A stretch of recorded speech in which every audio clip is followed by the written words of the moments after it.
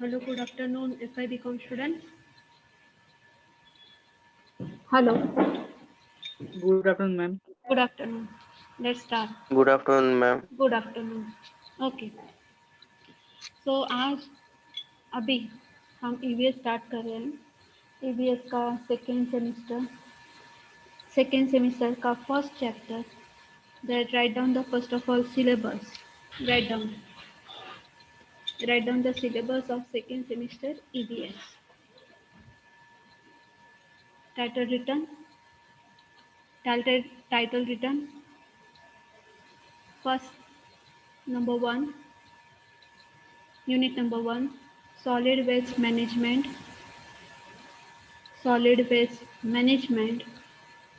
for sustainable society solid waste management for sustainable society दूसरा है unit number 2 agricultural and industrial development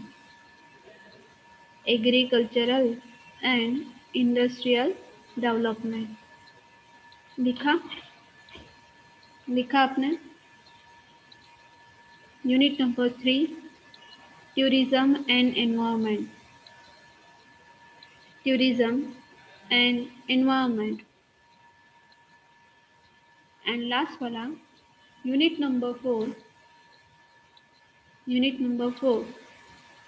environmental movements and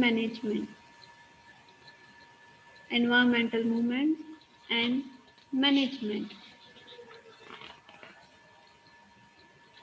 have you written all of you have you written Yes, ma'am. okay let's start that unit number 1 let's start with the unit number 1 तो हमारे पहले unit का नाम है solid waste management for sustainable society अभी ये जो आपके 4 यूनिट्स हैं तो 4 यूनिट सभी पार्ट्स में बटे हुए हैं जैसे आपको फर्स्ट सेमेस्टर में बताया गया था ABC ऐसे बहुत सारे चैप्टर हैं अभी मैं आपको बताना चाहती हूँ कि जैसे यहाँ पे जैसे ए बी सी ख़त्म हो जाए या फॉर एग्जांपल जब जैसे ही पीपीटी ख़त्म होगा वैसे ही आपको पीपीटी मिल जाएगा जैसे एक चैप्टर का पूरा ख़त्म हो गया ABC कंप्लीट हो गया तो आपको उसका पीपीटी मिल जाएगा लेकिन उससे पहले मेरा एक मानना है कि सबके पास क्या होना चाहिए बुक्स होना ज़रूरी है दूसरा आपको एक इन्फॉर्मेशन देना था कि जब भी आप आपका रोल नंबर है ना आपका रोल नंबर जब भी आप लिखते हो एग्ज़ाम में तो सही ढंग से अपना रोल नंबर लिखिए अभी भी जैसे मैंने अभी देखा कि बीसी का आपका गूगल शीट हो या एफसी का गूगल शीट हो तो आपको रोल नंबर ठीक से दिया जाता है तो आप ऊपर नीचे मत कीजिए या कॉपी शीट आप कॉपी मत कीजिए कभी कभी ऐसा होता है कि मैडम आपने लिखे ही नहीं डेट लिखे ही नहीं ऐसा हुआ ही नहीं ऐसा नहीं होता है डेट वहाँ पे लिखा होता है कॉपी वहाँ पे किया होता है आपको देखना है वो कौन सी शीट नंबर पे है वो पुरानी वाली नहीं देखना है आपको नया वाला देखना है कि बाबा शीट नंबर कौन सा है मैडम ने कौन से शीट पे भेजा है वो आपको देखना है आपका रोल नंबर आपको पता होना चाहिए और एक बार फिर से बता दूँ आपका अटेंडेंस बहुत ही ज़रूरी है सो आपका अटेंडेंस कंपलसरी है और जो बच्चे नहीं बैठते उसको एग्ज़ाम नहीं उनके एग्ज़ाम लेने वाले नहीं है okay let's start We all know that the waste is generated by the number of activities. Any substance, solid, liquid, or gaseous, for which no use can be found by the organism or the system that produces it, for which the method of disposal must be devised, is called waste. तो waste जैसे कि हम सबको पता है कि general में उसको क्या बोलते हैं हम क्या बोलते हैं वेस्ट को क्या बोलते हैं हेलो वेस्ट को हम क्या बोलते कचरा। हैं कचरा कूड़ा बोलते हैं ओके तो वो कैसे फॉर्म में हो सकता है एक तो सॉलिड वेस्ट में हो सकता है लिक्विड फॉर्म में हो सकता है या गैसेस फॉर्म में हो सकता है in the other words the waste are material that are left over from some human activity have no use that is in particular activity the amount of waste generated depends on various factors like the level of economic development, standard of living people, industrialisation urbanisation the size of population जैसे हम सबको पता है कि waste कहाँ से उत्पन्न होता है या उसका प्रोड्यूस कहाँ से होता है, तो जितना ज़्यादा ह्यूमन एक्टिविटी ज़्यादा होता है उससे वेस्ट ज़्यादा होता है। In the other word, on the other hand, the developed modern societies produces waste like in a large quantities. Waste generated by them contains glass, paper, plastic, chemical, poisonous gases, etc., which are not easily degraded and do not go back into the natural cycle. तो हमें सबको पता है कि जैसे waste कहाँ से उत्पन्न होता है, कि जैसे फॉर एग्जांपल हम कोई भी ह्यूमन एक्टिविटी करते हैं तो उससे ज़्यादा ज़्यादा हम प्रोड्यूस, जितना हम उसको जैसे नेचुरल चीज़ों को हम जितना संभाल नहीं पाते हैं उतना तो ज़्यादा हम वेस्ट करते हैं।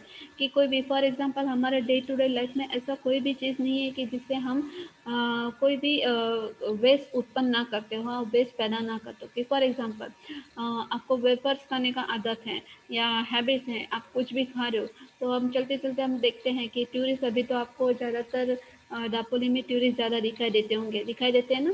अभी नवंबर दिसंबर जनवरी का महीना है तो ज़्यादा से ज़्यादा आपको टूरिस्ट दिखाई देते हैं। तो जितना ज़्यादा ह्यूमन एक्टिविटीज़ होता है वहाँ पे वेस्ट जनरेट ज़्यादा होता है। जैसे कि कोई भी प्लास्टिक पेपर है, प्लास्टिक है, ग्लास पेपर है, केमिकल्स है, पॉइजनस है, गैसेस है, इस तरह से हमें वो वेस्ट जनरेट हुए दिखाई देता है। अभी हम देखते हैं कि different sources of solid waste. तो different sources of solid waste कौन सा हुआ? एक तो सबसे पहला है domestic household garbage include waste like spoiled food, old newspaper, waste paper, plastic bags, plastic, cardboard, wrappings, tins, broken glasses, stationeries, bulbs, tubes, and unused medicines, cloth, cloth pieces, rags, sewage, kitchen smoke, vegetable waste, old or leftover the insecticides, pesticides, cleaning the chemicals like the phenyl, etc. तो ये domestic waste हुआ। Domestic means जो हम घर में इस्तेमाल करते हैं। डू यू लिसन मी ना? Are you listening me? Yes और नो? Yes, ma'am. ओके। तो वेस्ट कहाँ से होता है? तो Yes, ma'am. जैसे घर में हम कोई भी चीज़ इस्तेमाल करते हैं, कि यहाँ पे सब घर की चीज़ें देखिए। फॉर एग्जांपल वेस्ट पेपर है, फिर एग्जांपल स्पॉइल फूड पेपर है, दूसरा है कि न्यूज़पेपर होता है, ट्यूबलाइट्स, बल्ब होते हैं वो जो पुराने हो जाते हैं वो हम फेंक देते हैं, कार्डबोर्ड के रैपिंग्स होते हैं, कोई भी क्लोथ पीसेस मीन्स रैग्स, कि जैसे जो पुराने फटे हुए कपड़े होते हैं, ये सब domestic waste management, domestic waste में आता है। Not management but domestic waste में आता है। तो वो फॉर एग्जांपल आपके घर में कितनों के घर में सूखे कचरे के लिए अलग टीन है, और जो हम बोलते हैं वेट कचरा होता है, वेस्ट होता है, तो उसके लिए अलग अलग है। सबके घर में है क्या कि एक ही कचरा मीन्स Yes, ma'am. एक है. ही एक ही डस्टबिन है कि जिसमें आप पूरा का पूरा मीन्स वेट हो या ड्राई हो वेस्ट उसमें एक में ही डालते हैं? ये सबके घर में अलग अलग है? शायद नहीं होगा। किचन में ज़्यादातर डस्टबिन रहता है, डस्टबिन किचन में रहता है ना हमारा। यस और नो? यस और Yes, नो? ma'am. हाँ, किचन में Yes, ज़्यादातर डस्टबिन रहता है। तो कोई भी फॉर एग्जांपल जो हमारा जूठा खाना होता है या कोई भी प्लास्टिक्स वगैरह कुछ भी होता है तो हम तो किचन के डस्टबिन में डालते हैं। ओके, आगे देखते हैं industrial and commercial. Industrial waste include the variety of wastage produces from the different industries depending on the process carried out by them. The residual metals or solid wastes from the industries include ash, packaging containers, liquid residue or liquid waste include oil, paint, wastewater and chemical, etc. Gaseous waters are generated from the burning and the combustion of the coal and other fuels. तो हम जब industrial और commercial waste की बात करते हैं तो वो उसमें हमको ज़्यादातर कैसे दिखाई देते हैं कि फॉर एग्जांपल कोई मेटल है या सॉलिड वेस्ट है, कोई इंडस्ट्री में हमको ज़्यादा दिखाई देते हैं। कि फॉर एग्जांपल कुछ जलाया गया है तो उसकी ऐश हमको दिखाई देते हैं। कि फॉर एग्जांपल पैकेजिंग कंटेनर्स है तो कोई भी फॉर एग्जांपल पिज़्ज़ा ले लो या बटर या मिल्क प्रोडक्ट ले लो, तो वो सब पैकिंग किया आता है कि नहीं आता है? पैकिंग किया आता है ना? यस और नो? पैकिंग किया आता है ना? Yes, अमूल दूध ma'am. वगैरह जो पीते हैं तो वो सब बॉटल में सब कुछ पैक किया आता है, फिर उसके बाद हम वो बॉटल क्या कर देते हैं? फेंक देते हैं, तो उससे ज़्यादा कचरा होता है। फिर लिक्विड की जब हम बात करते हैं तो लिक्विड वेस्ट की बात करते हैं तो लिक्विड वेस्ट में आता है पेंट आता है, ऑयल आता है, वेस्ट वाटर आता है कि जैसा फॉर एग्जांपल जैसे हम फर्स्ट सेमेस्टर में पढ़ चुके हैं कि जो इंडस्ट्री का पानी होता है वो नदी नाले में छोड़ दिया जाता है, तो केमिकल्स होते हैं वो नदी नाले में छोड़ दिया जाता है, तो उससे वेस्ट होता है। फिर गैसेस वाटर, तो गैसेस वाटर कैसे होता है कि फॉर एग्जांपल कोयले को जलाने के बाद या अदर फ्यूल्स होते हैं उसको जलाने के बाद जो फॉर्म होता है, जो हम बोलते हैं कि जो हवा निकलती है, तो उसमें से हम बोलते हैं गैसेस वेस्ट पैदा होते हैं। कौन समझा? ये वाला इजी है, आपको जल्दी से समझ में यस मैम। आएगा। ओके, आगे की बात करते हैं कि क्लिनिकल और बायोमेडिकल। तो clinical waste mainly includes the waste from the hospital, related biomedical sources like nursing homes, pathological laboratories, medical clinics, blood banks, etc. So biomedical waste includes the metals, mercury, glass, rubber, plastic items, equipment, needles, bottles, syringes, tubes, sheets, gloves, cotton soil with blood, other body fluids, and old and leftover medicines and disinfectants like phenol, other chemicals, and their container that and anatomical waste like surgical removed body parts are also included in the biomedical waste. तो biomedical waste की बात करिए, clinical waste की बात करते तो वो hospital से रिलेटेड या लेबोरेटरी से रिलेटेड वहाँ पे जो वेस्ट पैदा होता है, जनरेट होता है, उसको हम बोलते हैं बायोलॉजिकल वेस्ट बोलते हैं। तो सबसे पहले उसमें आता है कि फॉर एग्जांपल मेटल्स, उसके जो पर्टिकुलर जो इक्विपमेंट्स होते हैं, उसके जो मेटल्स होते हैं, तो वो उसमें आता है। फिर दूसरा दूसरा आता है कि उसमें जो कॉटन होता है विथ ब्लड, या दूसरा होता है कि जो बॉडी पार्ट्स होते हैं जो निकाल दिए जाते हैं, या कुछ उसका बोलते हैं फ्लूइड कि जैसे फॉर एग्जांपल पॉइजन हो गया है, उसका बॉडी पार्ट खराब हो गया, तो वो भी सब कुछ वेस्ट मैनेजमेंट में आता है। ट्यूब्स होती है, ग्लव्स होते हैं, कॉटन्स होते हैं, बॉटल्स होते हैं, उसके जो सिरिंज होते हैं, उसके नीडल्स होते हैं, अलग अलग होते हैं, उसके इक्विपमेंट्स अलग अलग होते हैं, तो वो सब वेस्ट मैनेजमेंट में चला जाता है। सब वेस्ट वेस्ट में चला जाता है, उसको हम बोलते हैं biomedical waste. Do understand? Yes do ma'am. Understand? ये वाला इजी, आपको समझ में जल्दी आए। Yes, अगर आपको नहीं समझा ना तो तुरंत बोले मैडम, हम बीच में बोलेंगे तो भी मैडम ये पॉइंट नहीं समझा, खत्म होने के बाद आपको नहीं समझा तुरंत बोलिए कि मैडम ये हमको समझ में नहीं आ रहा, आप फिर से समझाओ। ठीक है? ठीक है? यस और नो? Yes ma'am. सिर्फ मुझे मिहिर उत्तर देते हुए दिखा देता है, सिर्फ मिहिर को मैं पढ़ा रही हूँ, बाकी के बच्चों की तरह है। अभी मैम नाम बताने नहीं देते थे, आपने भी एक कौन सी बड़ी गलती की है पता है क्या? मैंने आपको अभी बोला रोल नंबर का, तो रोल नंबर के लेके आप बी कॉशियस, क्योंकि अभी सेकेंड एग्जाम जब होगी तो आपका रोल नंबर, आप गलती से अलग नंबर आपको ऑलरेडी अलॉट किया गया है वो नंबर ना डालते हो, आप जब दूसरा नंबर डालते हो तो बहुत ही प्रॉब्लम आप क्रिएट कर रहे हो टीचर्स के लिए, बहुत ही प्रॉब्लम क्रिएट। हम हर एक बच्चे का कैसे रोल नंबर फोटो ये सब कुछ हम देखते रहे, कि आपको आपकी जिम्मेदारी नहीं याद है कि हाँ मुझे मेरा रोल नंबर ठीक से डालना चाहिए। मैं नाम बता दूँ अभी? नाम बता दूँ?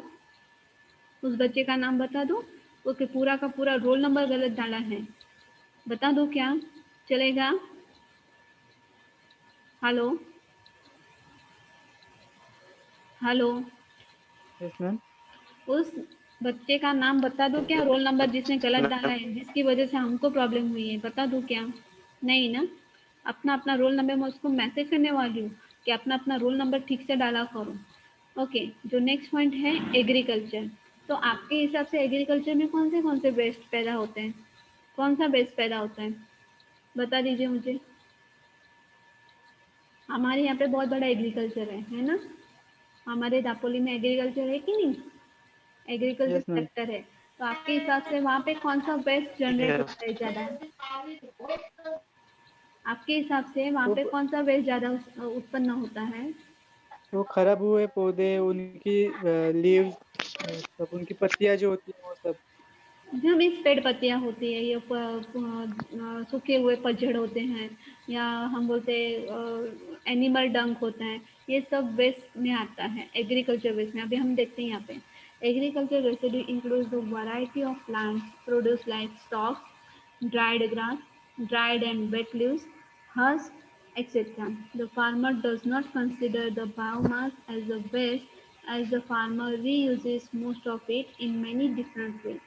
Some of it is used in making farm manure or compost, and some of it is just buried or left in the field to decompose and mix with the soil. Some of the waste is used as fodder for domestic animals, and only very small quantity of biomass is burnt or considered as a waste.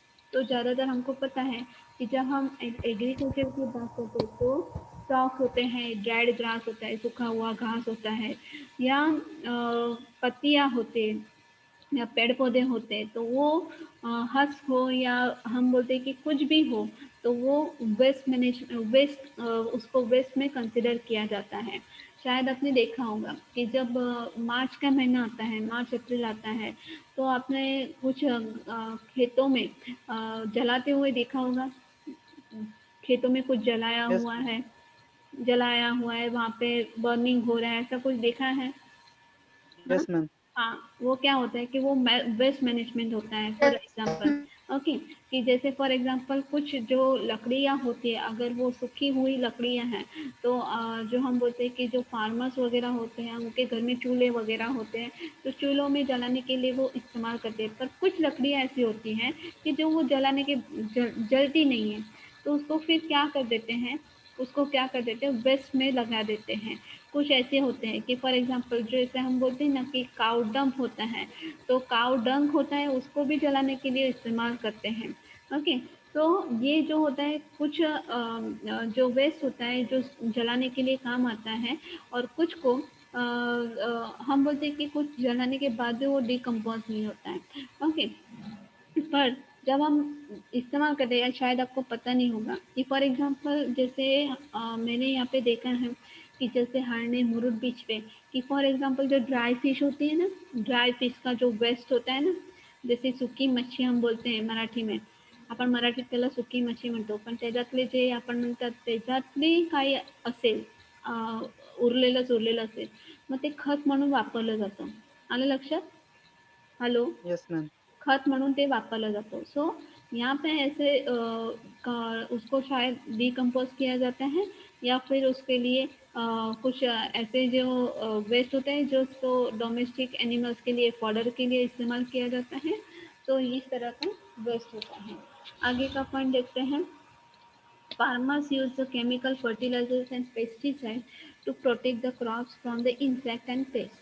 Residue of these chemical fertilizers and pesticides are present in the soil in the small quantities, which is usually not visible, but they form the most harmful agricultural waste. तो हम सबको पता है कि जो किसान होता है, तो अपनी क्रॉप को बचाने के लिए, कीड़ों से बचाने के लिए पेस्टिसाइड का इस्तेमाल करता है, फर्टिलाइजर्स का इस्तेमाल करता है। लेकिन ये जो केमिकल और फर्टिलाइजर्स होते हैं, वो कुछ फॉर्म में, ऐसे कुछ स्मॉल क्वांटिटी में जो पौधों पे चिपक जाते हैं, जिसको डिस्पोजल नहीं किया जाता, जिसको पौधे के साथ ही रहते हैं, और जो एग्रीकल्चर मीन्स एग्रीकल्चर के लिए अगर उसको डिस्पोजल भी किया जाए, तो वो एग्रीकल्चर वेस्ट के लिए वो ज़्यादा हार्मफुल होता है। समझ में आया? समझ में आया? मैम परत सांगा ना point. For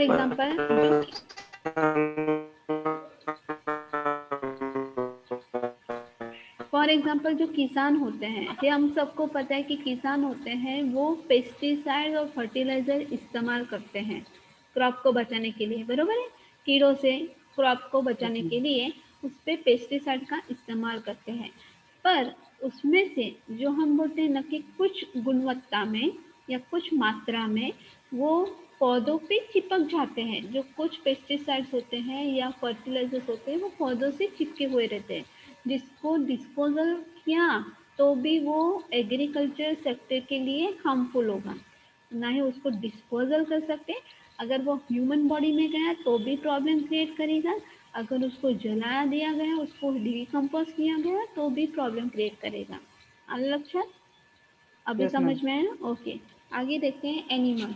animal waste products associated with the agriculture most include animal dung, excreta of other animals and bodies of dead animals. The farmer do not consider these as a waste. as farmer uses this material in making manure and compost. तो animal waste होता है, जैसे हम बोलते हैं कि गोबर, गाय का गोबर है, तो जैसे मैंने अभी आपको बताया एज अ फ्यूअल उसको इस्तेमाल किया जाता है।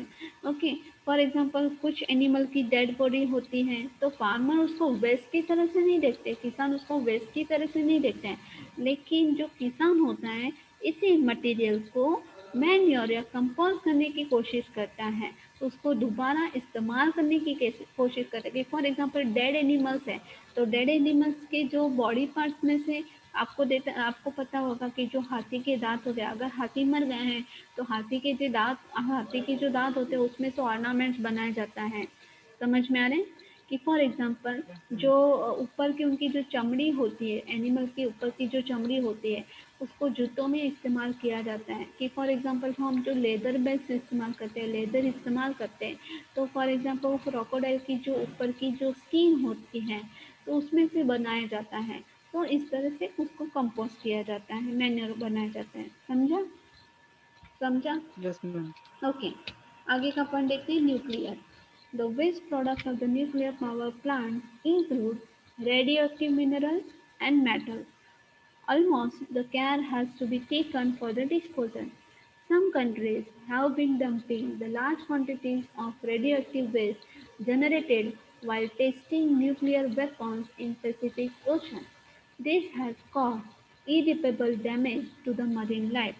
An accident at Atomic Energy Center had occurred recently at the Chernobyl in the Russia and the Kashiwazaki Kariwa nuclear power plant in Japan. तो हमें पता है कि न्यूक्लियर पावर प्लांट का जितना ज़्यादा इस्तेमाल किया जाता है उससे क्या होता है, रेडियो एक्टिव मिनरल्स क्रिएट होता है, मेटल्स क्रिएट होता है।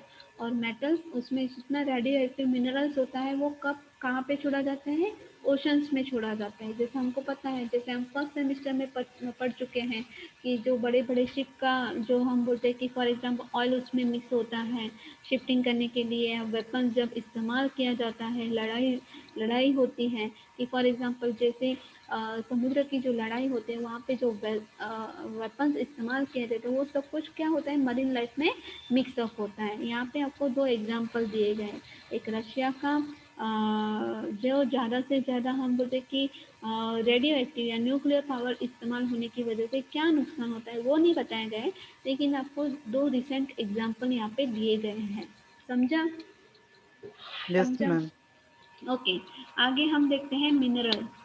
Heavy metals residue found around the mines and the quarries contain the toxic metals like lead, arsenic, cadmium, and fine particles of the carbon generated from the coal mines. Heavy metal particles and the radiations from the coal mines mix with the dust and pollute the surrounding air, and the mixes with the water in the streams, ponds, and aquifers. The pollution caused by the spilled oil from oil rigs in the sea, along with the metals and chemicals, and causes vast damage to the marine life. तो minerals, जब भी हम minerals की बात करते हैं, heavy metal की बात करते हैं, तो हैवी मेटल में जैसे फॉर एग्जांपल लीड होता है, आर्सेनिक होते हैं, कैडमियम होता है, ये मेटल्स हैं, टॉक्सिक मेटल्स हैं कि जिसको फॉर एग्जांपल जब उससे कार्बन जनरेट होता है, और फॉर एग्जांपल ये जब कार्बन जनरेट होता है तो वो डस्ट और पॉल्यूशन ज़्यादा होता है। और जैसे फॉर एग्जांपल जब किसी भी धातु को जलाया जाता है तो उसका पर्टिकुलर स्मेल होता है, फॉर एग्जांपल पर्टिकुलर स्मेल होता है, यस और नो? किसी भी यस मैम। धातु को जलाया जाता है तो फॉर एग्जांपल उसका पर्टिकुलर स्मेल होता है। फॉर एग्जांपल मैं आपको सिंपल सा एग्जांपल दूँ कि जो घर में हम बर्तन इस्तेमाल करते हैं ना, स्टील के ज़्यादातर होते हैं, स्टील के होते हैं कि नहीं होते हैं? स्टील के होते हैं ना, यस यस। और नो? दूसरा होता है कि जो ओवन हम इस्तेमाल करते हैं उसके बर्तन अलग होते हैं। ओके, उसके बर्तन अलग होते हैं कि नहीं, कि वो स्टील का उसमें चलेगा, स्टील का नहीं बर्तन चलेगा। चलेगा, नहीं चलेगा। और दूसरा जो होता है उसको हम क्या बोलते हैं, जैसे हम प्लेट्स में खाते हैं, वो कौन कौन सा मटेरियल होता है, कौन सा मटेरियल होता है? स्टील का होता है, फाइबर का होता है। हाँ, फाइबर का होता है ना, वो प्लास्टिक वाली डिश आती है, आपको शायद पता होगा, अभी मुझे नाम याद नहीं आ रहे। लेकिन ये जो हैवी मीन्स ये जो मेटल्स होते हैं, अगर उसको जला दिया जाए तो वो ऑब्वियसली एयर को पॉल्यूट करता है।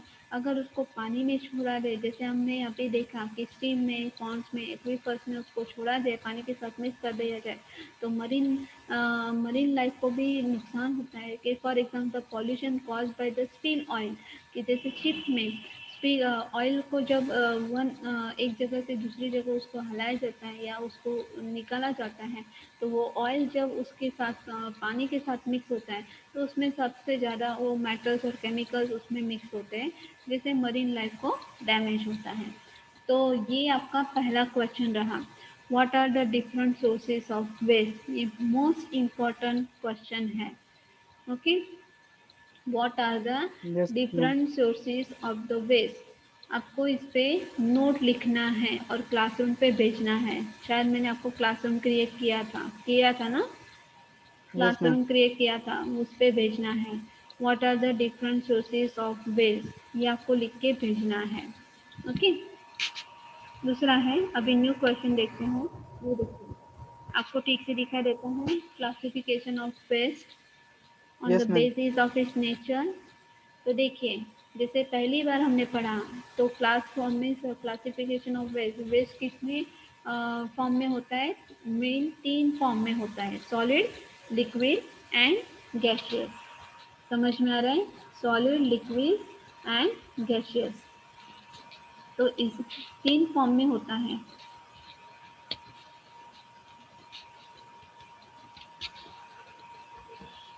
देखिए, solid waste can be easily seen. It is generated from the different types of activities like construction, industries, mining, commerce, offices, factories and domestic use.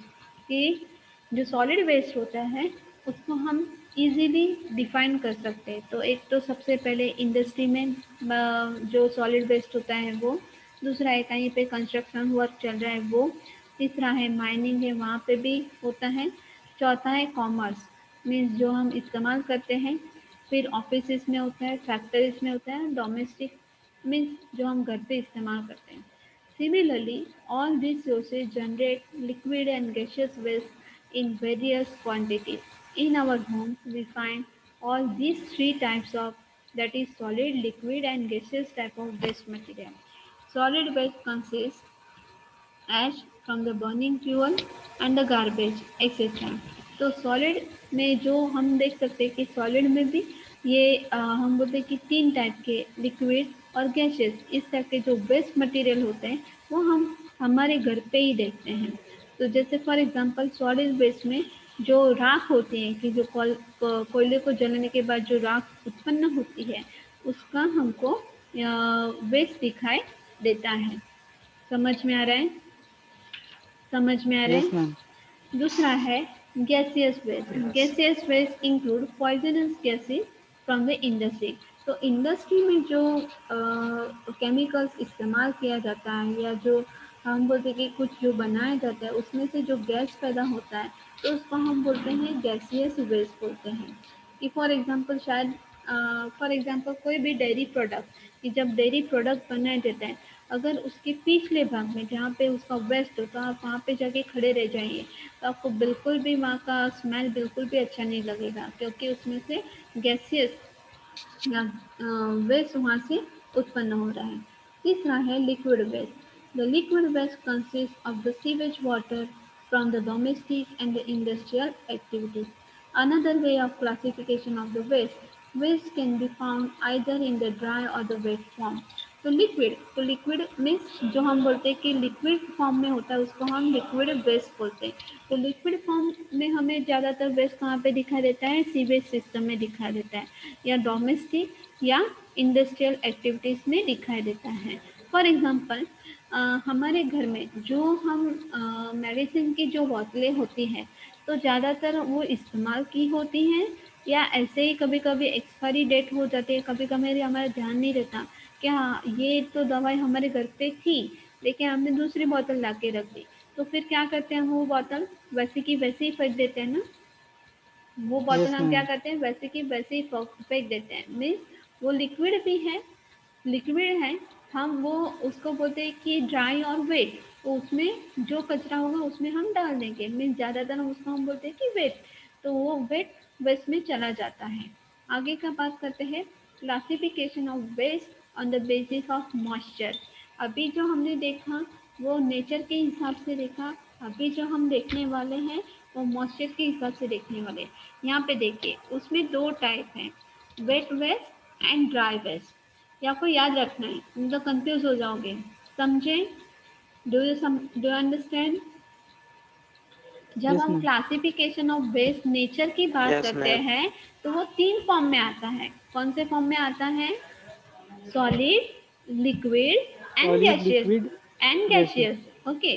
पर जब हम क्लासिफिकेशन ऑफ वेस्ट की जब हम मॉइस्चर के बेसिस से बात करते हैं तो वो दो फॉर्म में आता है। एक तो सबसे पहला होता है वेट और दूसरा होता है dry.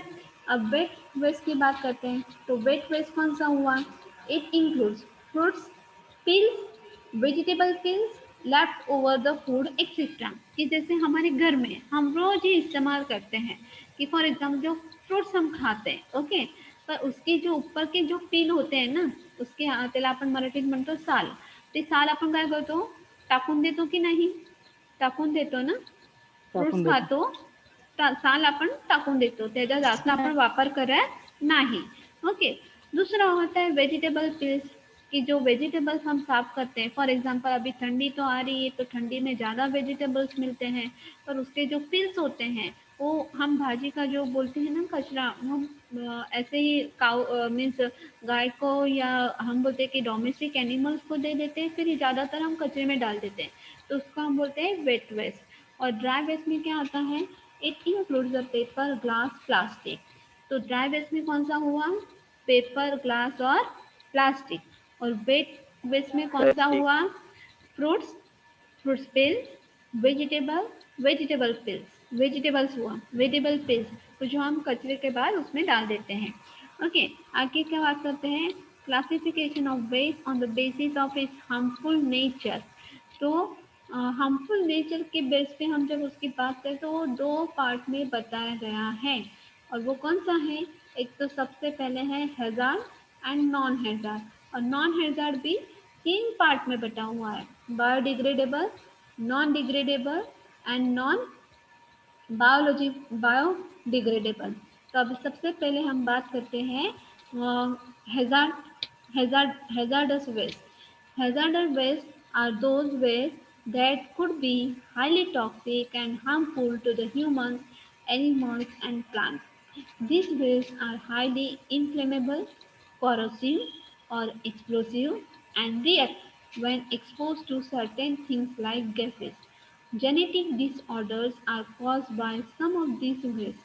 Hospital waste and industrial waste are considered harmful as they may contain toxic substances. Biomedical waste is infectious, requires careful handling, and certain types of household waste are also hazardous. These include old batteries, shoe polish, tins of paint, then old medicine bottles, bandages, discarded soil clothes of sick person and who have infectious disease. Hazardous waste also include domestic waste, garbage, spoiled food, then animal waste and pesticide. तो जब hazards waste की बात करते हैं तो वो ज़्यादा से ज़्यादा कौन सा होता है कि जिससे ज़्यादा हमें नुकसान होता है, कि फॉर एग्जांपल ऐसा ज़रूरी है कि फॉर एग्जांपल जो मेडिसिन मुझे दी गई है वो आपको, अगर आपको वही मीन्स अगर आपको बीमारी है या आपको बुखार है तो वही आपको मेडिसिन दी जाए, वैसा ज़रूरी है? यस और नो? यस और नो? कि फॉर एग्जांपल मुझे सर्दी हो गई है, ओके, मुझे सर्दी है तो मैंने ये दवाई ली तो मुझे अच्छा लगा according to doctors guidance, okay. लेकिन ये जरूरी मैं आपको, आप डॉक्टर के पास नहीं गए लेकिन मैं ही आपको वो दवाई दे दूँ तो वो चलेगा क्या? वही आपको दवाई नहीं। दे चलेगा क्या? नहीं, क्योंकि हर एक का जो हम बोलते हैं ना इम्यूनिटी, हम बोलते हैं बॉडी स्ट्रक्चर, उसका जो पावर होता है वो कैसा होता है, अलग होता है। तो उसके हिसाब से हम डॉक्टर हमको मेडिसिन देते हैं। ओके, जैसे हम फॉर एग्जांपल जैसे बोले कि जो हैजार्डस वेस्ट में होता है कि हॉस्पिटल वेस्ट होता है, बायोमेडिकल वेस्ट होता है। कि फॉर एग्जांपल आपको शायद पता होगा कि जो हम हॉस्पिटल में जब जाते हैं तो हॉस्पिटल में एक प्रकार का या एक टाइप का स्मेल आता है, फिनल का स्मेल आता है, आपको फिनल का स्मेल आता है। Yes ma'am. हाँ, क्यों इतना, क्यों वो क्लीनलीनेस लगते हैं, क्योंकि वहाँ इन्फेक्शन लगने की मात्रा ज़्यादा होती है। कि फॉर एग्जांपल जैसे बेड होते हैं, बेड की चादर बदलना, उसके कुशन्स के कवर बदलना, पूरा बेड चेंज कर देना, या फॉर एग्जांपल जो डेड बॉडीज होती है उसका जो हम बोलते हैं कि फॉर एग्जांपल या पेशेंट होते हैं उसके जो कपड़े होते हैं वो पूरे के पूरे उसको धोने के बाद दूसरों के लिए इस्तेमाल किए जाते हैं, मीन्स या इस्तेमाल किए जाते हैं, उसको डाल दिया जाता है। तो वो क्यों नहीं इस्तेमाल किया जाता है, क्योंकि उससे इन्फेक्शन लगने की ज़्यादा संभावना रहती है। दूसरा है कि फॉर एग्जांपल ओल्ड बैटरीज को ज़्यादातर हमको क्या करना चाहिए, वेस्ट में डाल देना चाहिए, उसको ज़्यादा इस्तेमाल नहीं करना चाहिए।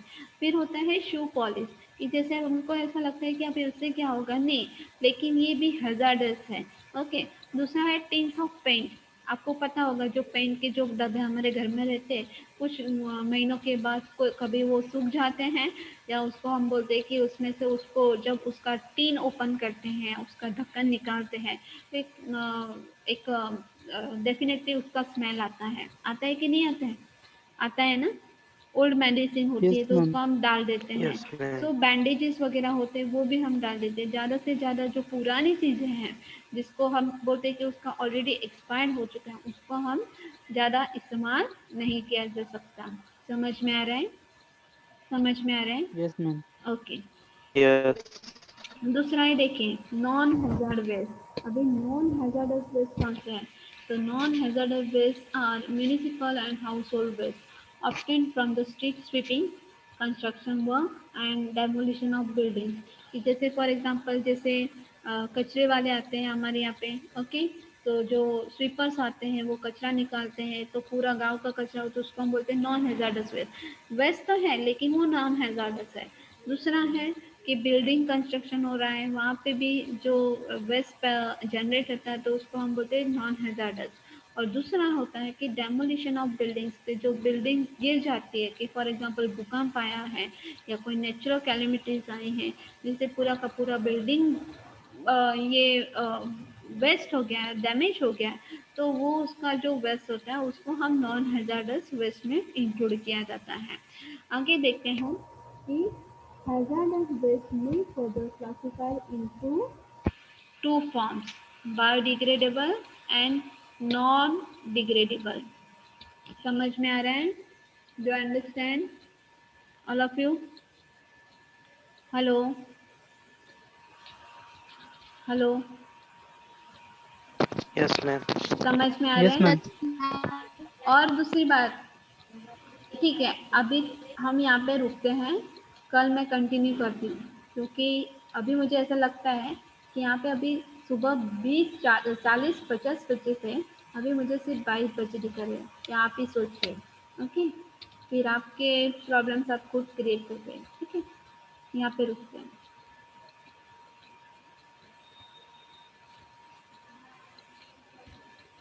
मैम प्रेजेंट की लिंक भेजो।